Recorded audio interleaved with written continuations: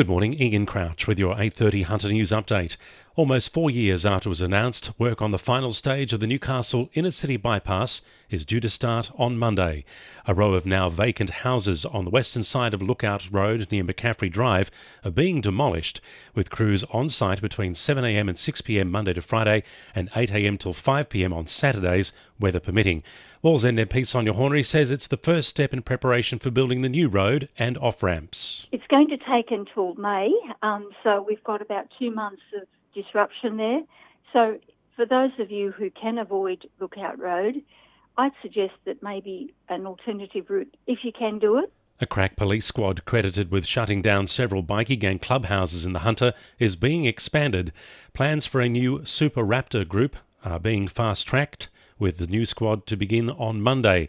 The squad will have more than 100 officers dedicated to bringing criminal groups to justice. The much-anticipated COVID-19 vaccine is being rolled out from next week, but not in the Hunter. The Pfizer jab will first go to 3 Sydney hospitals, along with thousands of aged care residents at 240 nursing homes across the country. These include Sydney suburbs, the Central Coast, Wollongong and Port Macquarie, but not the Hunter. Despite being named as a vaccine hub, it's still not clear when our region will receive its first doses. A decades-long commitment to keeping entry to the Newcastle ocean baths free of charge is expected to be reaffirmed by Council. A motion will be presented at next Tuesday's meeting to recommit to the pledge originally taken by Council in the early 1950s. Councillor Carol Duncan says after unanimous support for the baths upgrade works, this motion shouldn't be controversial. Every single councillor agreed that that was a priority, and I have no doubt.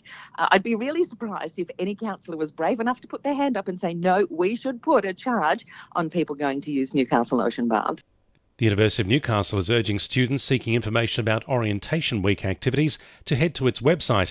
Several non-news organisations in the region were impacted by Facebook's snap decision to ban media outlets from posting stories to their pages yesterday, including Newcastle Council, the Jets, the Hunter Medical Research Institute and Lake Macquarie MP Greg Piper.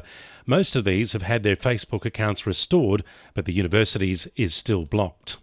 Motorists on the M1 early next week can expect a 15-minute detour between the Hunter Expressway and John Renshaw Drive.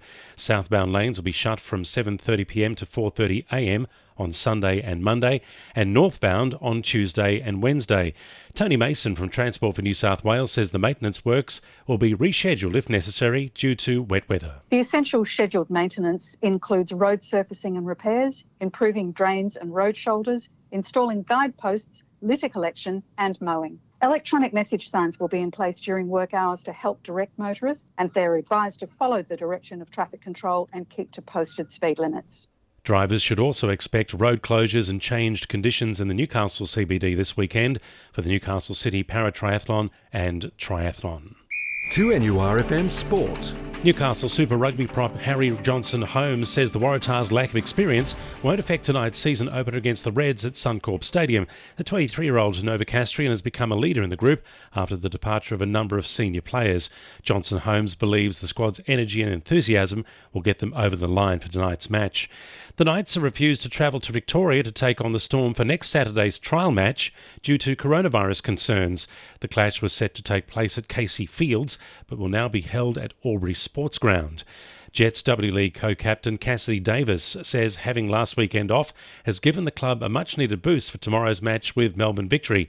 The must-win clash was delayed after Victoria was put into a 5-day lockdown.